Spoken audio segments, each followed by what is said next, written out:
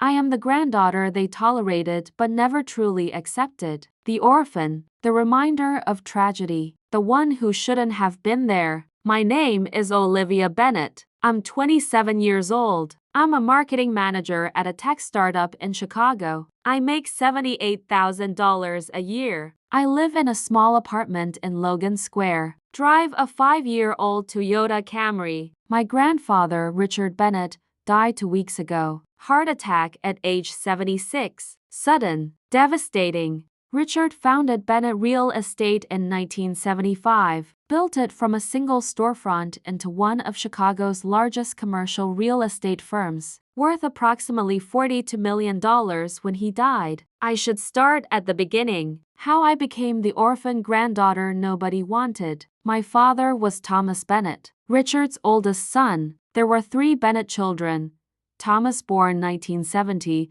Margaret born 1973, and James born 1975. My father married my mother, Rachel, in 1995, had me in 1998. I was the first grandchild, Richard's first grandchild, born into the Bennett family legacy. When I was 9 years old, my parents died. Car accident. Winter night. Black ice on Lake Shore Drive. Head-on collision with a semi-truck. Both killed instantly. I was home with a babysitter. One moment I had parents. The next moment I was an orphan. Richard took me in. I moved into his Lincoln Park mansion. My room was my dad's old childhood bedroom. Everything still decorated from the 1980s. Posters of bands I didn't know. Books about business and economics. I was 9 years old, traumatized, grieving, living in a house that felt like a museum to a father I'd barely begun to know. Richard tried. He really did. Hired nannies, made sure I had everything I needed, came to school events, did his best to be a parent when he was supposed to be enjoying retirement. But my aunt and uncle Margaret and James, they resented me. Not openly, not cruelly, just quietly, in ways a 9-year-old could feel but not articulate. Dad's 70 years old, and Margaret said once, thinking I couldn't hear, he should be traveling, enjoying life. Instead, he's raising a 9-year-old.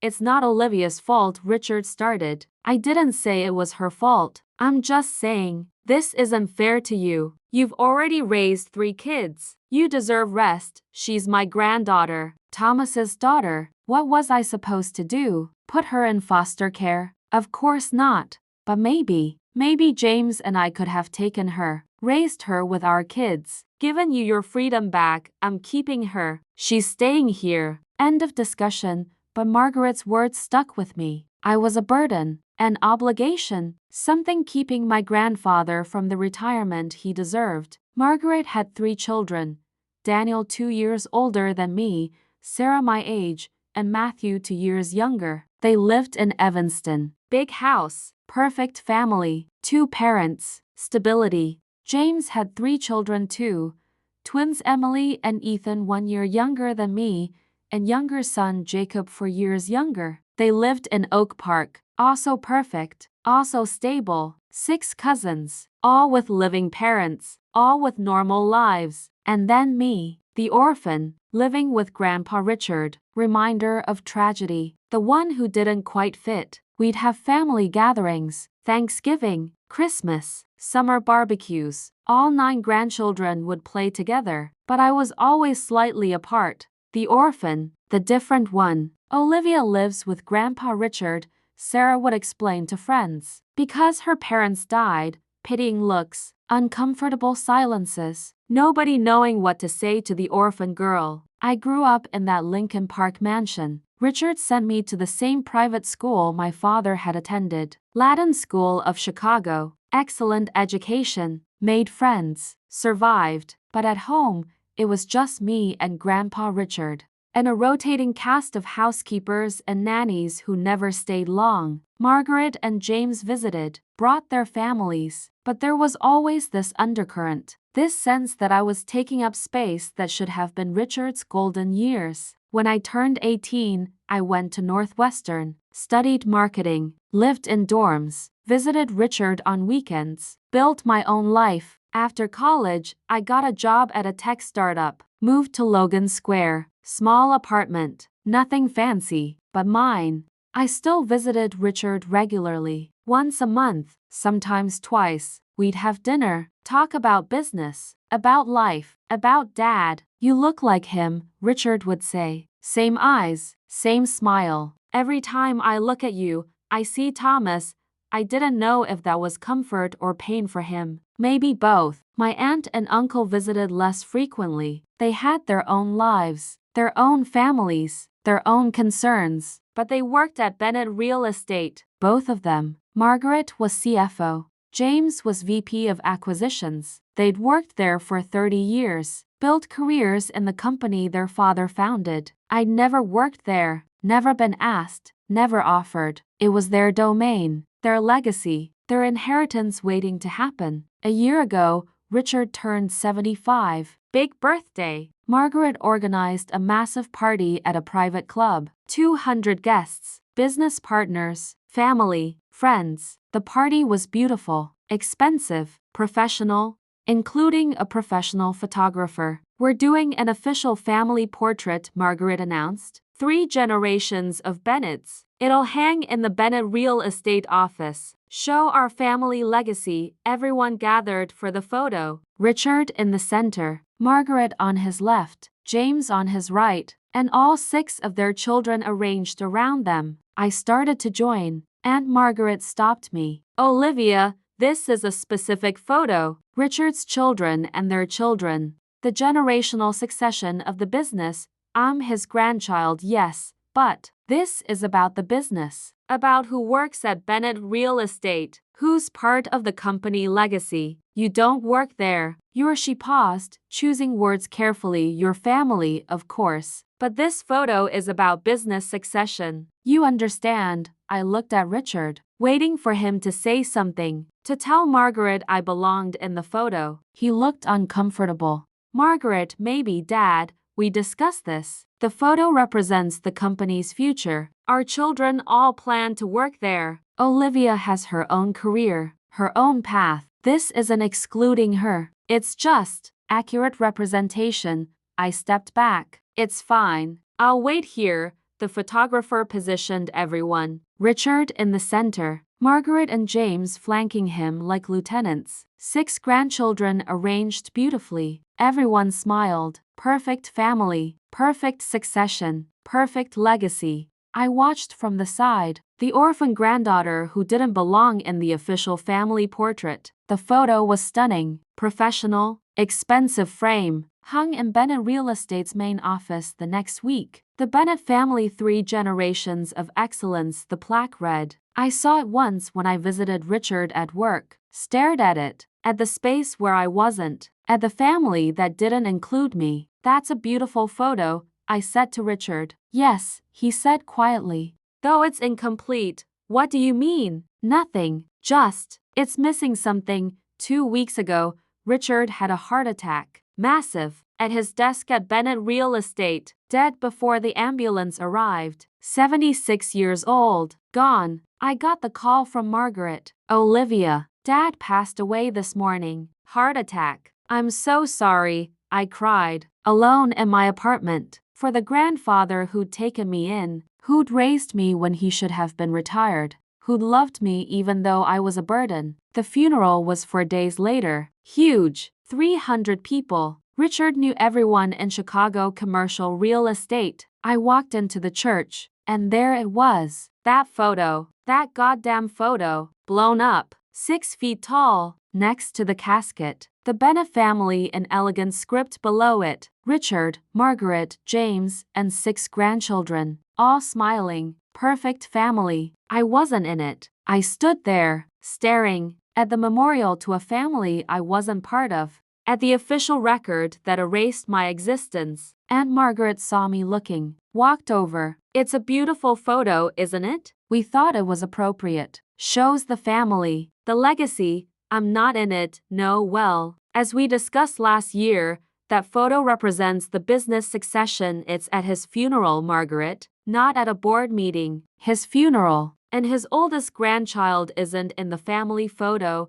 Olivia, Don't make this difficult. Your family. Everyone knows that. The photo is it's just a photo.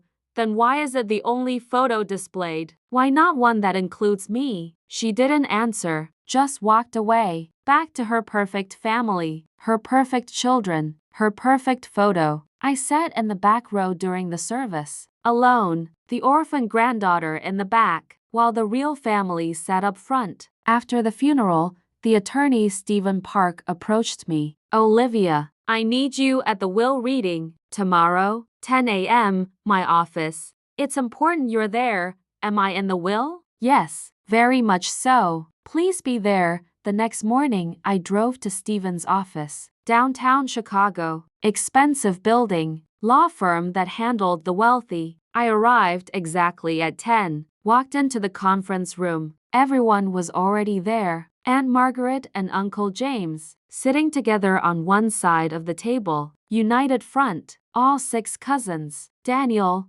Sarah, Matthew, Emily, Ethan, Jacob, sitting behind their parents. The complete family from the photo, and one empty chair, across from them. For me, I sat down, alone, the orphan granddaughter facing the real family. Stephen Park walked in, carrying files, looking serious. Thank you all for coming. This is Richard Bennett's last will and testament, properly executed, witnessed, legal and binding. He sat at the head of the table, looked around at all of us. Before I begin reading, I need to explain something about inheritance law, specifically the doctrine of representation or per stirps distribution. Does everyone understand what that means? We all shook our heads. Let me explain. Richard had 3 children, Thomas, Margaret, and James. Thomas died 18 years ago. Under the doctrine of representation,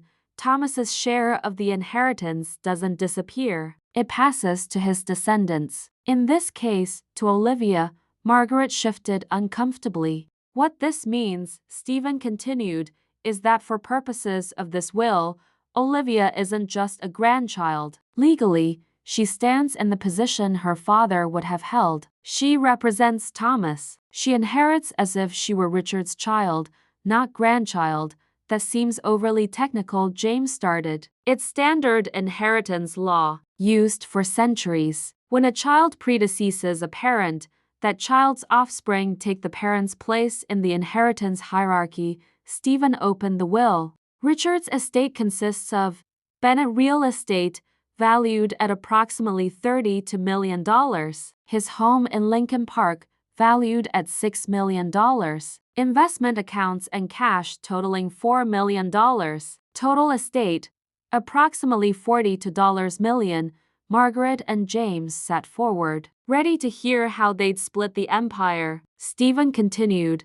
Richard specified distribution according to traditional per stirps methodology. His estate is divided into 3 equal shares, one for each of his 3 children's lines. However, since Thomas is deceased, his share passes by representation to his daughter, Olivia. Wait, what? Therefore, Stephen read from the will, the distribution is as follows, and everything I thought I knew about my place in the Bennett family shattered. Stephen read clearly, slowly, making sure everyone understood. First share representing Thomas Bennett's line.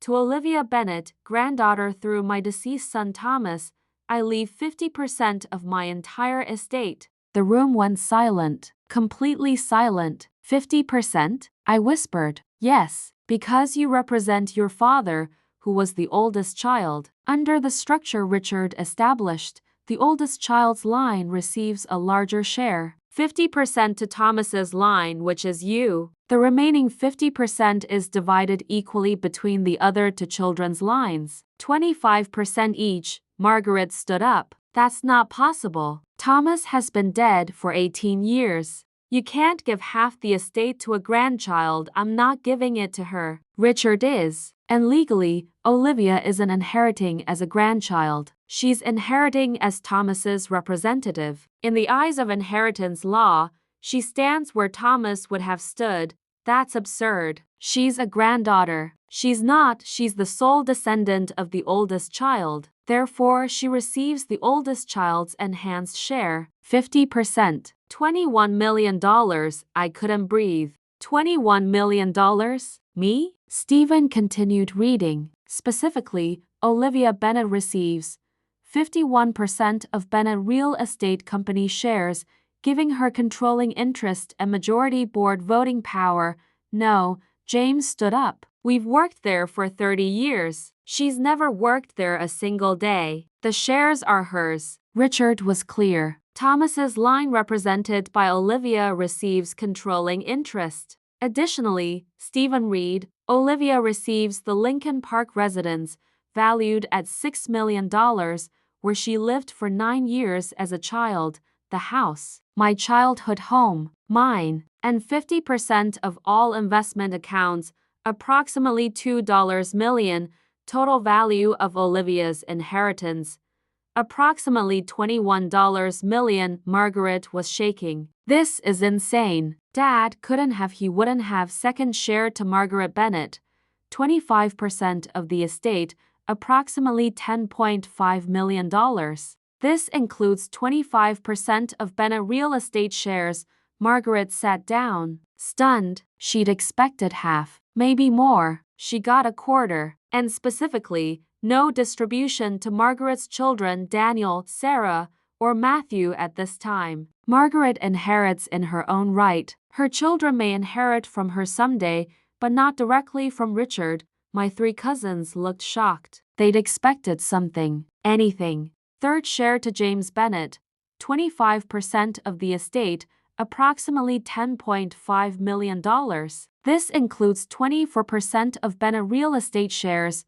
Wait, James said. Why do I get 24% instead of 25% like Margaret? The math requires it. Olivia has 51% for controlling interest. Margaret has 25%. You have 24%. Total, 100%. So I get less than Margaret? By 1% of company shares, yes. But your cash distribution is identical, $5 million each.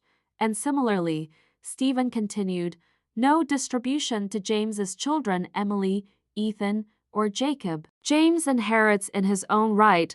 All 6 cousins looked devastated. 0 inheritance. While I got $21 million. Stephen pulled out a document. There is also a letter. Richard asked that I read it aloud if anyone questioned the distribution, which you have. So I'll read it now. He opened an envelope, started reading in my grandfather's voice. To my children, grandchildren, and especially to Olivia. If Stephen is reading this, someone has objected to the will, probably Margaret or James, possibly the grandchildren. Let me explain my reasoning. 18 years ago, my oldest son Thomas died. He was 35, left behind a 9-year-old daughter Olivia. I took her in, raised her for the next 9 years until she was old enough to live independently. During those 9 years, Margaret and James made their feelings clear. They thought I was being inconvenienced, that I should have let them raise Olivia, that I deserved freedom instead of raising another child. But here's what they didn't understand. I didn't raise Olivia out of obligation. I raised her out of love and guilt. Guilt because I knew Thomas would have wanted more for her than what I could give. Thomas was brilliant, kind, generous. He would have been an incredible father for another 30 years. Instead, he died, and I failed to defend his daughter the way he would have. Last year, Margaret organized my 75th birthday party. She commissioned a family photo. The Bennet family, she called it. She positioned me in the center, put herself and James on either side, arranged all 6 of their children around us, and she told Olivia to step aside, said the photo was about business succession, about who works at the company, about everyone except my oldest grandchild. I said nothing. I was weak. I let Margaret exclude Olivia from the official family portrait. Olivia stood to the side, watching, not arguing, just accepting that she didn't belong. That photo hangs in Bennet Real Estate's main office now. The Bennet family, 3 generations of excellence, It's a lie. The complete Bennett family includes Olivia, the oldest grandchild, Thomas's daughter, the girl I raised for 9 years. But Margaret decided Olivia didn't belong in the photo, so Olivia was erased, made invisible, excluded from the official family record. That's when I called Stephen, updated my will, made sure that while Margaret could exclude Olivia from photos, she could never exclude her from inheritance. Here's what Margaret and James don't know. Estate planning isn't about fairness, it's about intent, and my intent is clear. Thomas was my oldest child. Under traditional inheritance law, the oldest child's line receives the primary inheritance. That's how the Bennets have done it for generations. That's how my father did it. That's how his father did it. The oldest child's line gets the controlling share. The other children get equal smaller shares. Thomas died, but his line didn't end. Olivia carries Thomas's line. Therefore, Olivia gets what Thomas would have received, 50% of my estate, not because she worked at the company, not because she was my favorite, because she stands where Thomas would have stood. In the first position, the oldest line, the primary inheritance. Margaret worked at Bennett Real Estate for 30 years. James worked there for 30 years. They deserve recognition for that. They each get 25%, $10 million each. That's generous, but they don't get controlling interest. Olivia does, because she represents the oldest child's line. Look at the company documents, the corporate bylaws, the shareholder agreements, the succession plans. Every single document lists beneficiaries in birth order. First, Thomas Bennett D. 1998, represented by Olivia Bennett. Second, Margaret Bennett. Third, James Bennett. Olivia's name appears first on every legal document, not because I loved her more, because she represents the first line, the oldest branch of the Bennett family tree. Margaret can exclude Olivia from photos, but she can't exclude her from legal documents, and legal documents are what matter. The photo shows 9 people smiling. The estate papers show one name first, Olivia Bennett. The photo lies. The papers tell the truth. To Margaret and James, you each received $10.5 million and a quarter of the company. That's more wealth than most people see in a lifetime. Be grateful. To the 6 grandchildren, your parents inherit. When they pass, you'll inherit from them. That's how it works. You're second-generation heirs, not first generation. To Olivia, you were excluded from the family photo, but you were never excluded from the family papers. Every document, every will, every trust, every corporate bylaw lists your name first, because you represent Thomas, and Thomas was first. You're not just a granddaughter. You're the representative of the oldest line. That's a legal position, a formal designation. It means something. I'm sorry I didn't defend you when Margaret excluded you from the photo. I was weak. I should have insisted you be included, but I made sure you could never be excluded from what really matters, the inheritance, the control, the legacy. They smiled in the family photo without you, but the estate papers still had your name first, and in the end, papers matter more than photos. With love and regret, Grandpa Richard Stephen finished reading. The room was silent, completely silent. I was crying, couldn't help it. Richard had known, seen, understood, and protected me the only way he could. Margaret finally spoke. We're contesting. This is undue influence. Olivia manipulated a grieving old man. The will was executed 3 years ago, Stephen said, when Richard was 73 and in perfect health. We have medical records proving competency. It's ironclad. There has to be some clause, some exception. There's an interim clause. If you contest and lose, you forfeit your inheritance. Your $10.5 million becomes zero. We'll take that risk, James said. Before you do, let me show you something. Stephen pulled out more documents. These are the corporate bylaws of Bennett Real Estate, written by Richard in 1975 when he founded the company. Look at Section 4, Succession Planning, he showed us. I leaned forward to read. In the event of the founder's death, controlling shares shall pass to the oldest child or oldest child's representative. Secondary shares shall be divided equally among remaining children.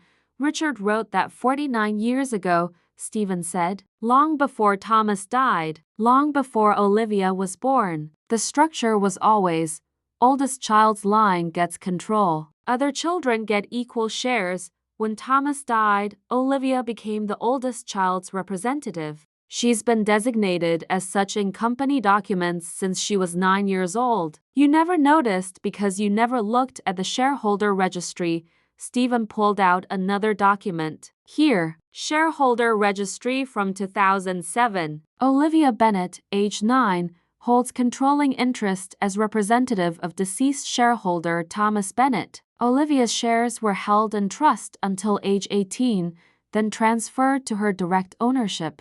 You're saying Olivia has technically owned 51% of Bennett real estate since she was 9, Margaret whispered. In trust until 18. Direct ownership since she turned 18 9 years ago. She's been the majority shareholder for 9 years. You've been working for a company she owns. I stared at the documents. At my name. I own. I've owned the company since I was 18? Yes. Richard maintained operational control as CEO. But you've been the majority shareholder since 2015. The will just transfers the remaining assets, the house, the investments to complete the inheritance. This is insane, James said. We've worked there for 30 years. She's never set foot in the place as an employee. She's the owner. She doesn't need to be an employee. She's been the boss for 9 years. You've been her employees. You just didn't know it. Margaret grabbed her purse. Come on, we're getting lawyers. We're fighting this. All of it, you'll lose, Stephen said, and forfeit everything. Your choice. They stormed out. All of them. Margaret, James, and all 6 cousins. The complete family from the photo, leaving me alone with Stephen. I sat there, shaking. Is this real? I own 51% of Bennett real estate? Yes, and the house. And $2 million in investments. Total inheritance, approximately $21 million, and they get $5 million each, which is generous. Most families with multiple children split equally 1/3 each, but Richard's structure did so the oldest line gets more. Traditional primogeniture, modified for modern times. Why didn't he tell me? Why didn't I know I owned the company? He wanted you to build your own life, without the pressure of knowing you were an heiress. He managed the company, made decisions on your behalf as majority shareholder, but legally you were the owner. You have been since you turned 18. I looked at the estate papers Stephen had spread across the table. Every document, every form, every legal filing, and on each one, at the top of the beneficiary list, Olivia Bennett, representing Thomas Bennett deceased, my name. First, on everything. They smiled in the family photo without me. But the estate papers had my name first, and Richard was right. Papers mattered more than photos. The next week, I did something I'd never done before. I walked into Bennett Real Estate as the owner. The main office was in the Loop, 23rd floor of a downtown building, glass doors, elegant lobby, and that photo, the family photo, hanging in the reception area. The Bennett family, 3 generations of excellence, Richard, Margaret, James, and 6 grandchildren, all smiling. Me nowhere to be seen. I stared at it, then walked past, into the office. The receptionist looked up. Can I help you? I'm Olivia Bennett. I'm here to see. I paused. Who was I here to see? Actually, I'm here to see the CFO and VP of Acquisitions, Margaret and James Bennett. Do you have an appointment? No, but they'll see me. Tell them it's about the estate. She made calls. 5 minutes later, Margaret and James appeared, both looking uncomfortable. Olivia, what are you doing here? Margaret asked. I own this company. I thought I should see it. This isn't a good time. I'm the majority shareholder. Any time is a good time. We went to a conference room, sat down. Awkward silence. We've hired attorneys, James said. We're contesting the will. arguing that Dad wasn't competent when he made these arrangements. He made them 9 years ago. When I turned 18, when he was perfectly healthy, we're arguing undue influence. That you manipulated, I didn't know. I had no idea I owned this company until last week. How could I manipulate someone when I didn't even know what was happening? Margaret leaned forward. What do you want, Olivia? You clearly want something. Money? A buyout? Name your price. We'll buy your shares. You can walk away rich and never think about this place again. You want to buy me out? Yes. We'll pay fair market value. 51% of a $32 million company is roughly $16 million.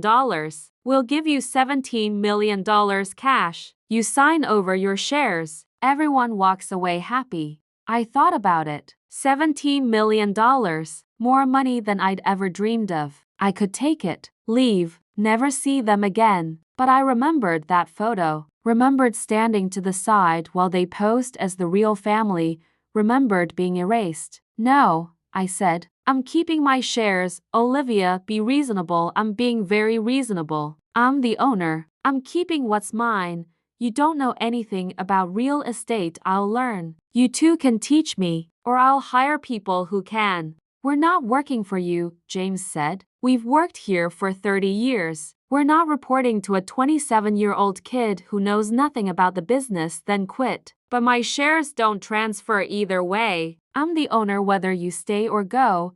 They looked at each other, calculating. They needed their jobs, their salaries, their positions. Fine, Margaret said coldly. You want to be involved? Come to the board meeting. Next week, Tuesday, 10 a.m. We'll see how long you last. I attended the board meeting. Margaret and James tried to humiliate me, asked complex questions about commercial real estate, expected me to fail. But I'd spent the week studying, reading reports, learning the business. I held my own, voted down an acquisition they'd proposed. First time I'd used my controlling vote. They were furious. You're going to destroy everything we built, Margaret said. I'm protecting what Grandpa built, I corrected. There's a difference. I hired my own team. Accountants, lawyers, real estate experts, people loyal to me, not to Margaret and James. Discovered they'd been paying themselves excessive salaries, not illegal, but generous. $400,000 each plus bonuses. The company can't afford this, I told them. We're cutting your salaries to market rate. $250K.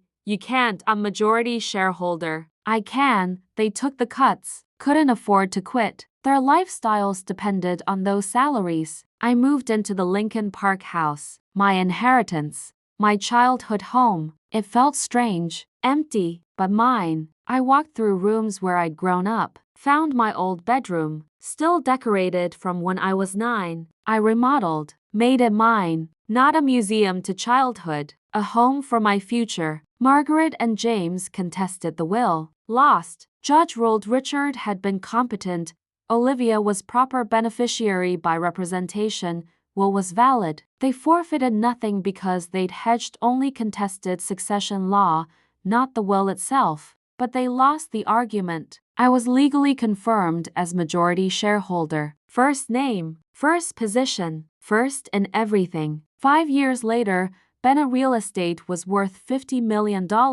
I'd learned the business, expanded carefully, made smart acquisitions. Margaret and James still worked there, grudgingly respected me now. At the annual shareholder meeting, I proposed something. We need a new corporate photo. Updated, current, Margaret tensed. Who would be in it? All shareholders. Everyone who owns part of this company. Margaret, James, and me. Equal representation. The new photo showed 3 people, standing together. Me in the center holding the articles of incorporation. My name listed first on the document, clearly visible. Caption: Bennett Real Estate Ownership and Leadership.